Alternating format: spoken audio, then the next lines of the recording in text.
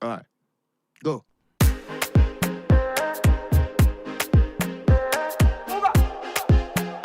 More music on trendybeats.com.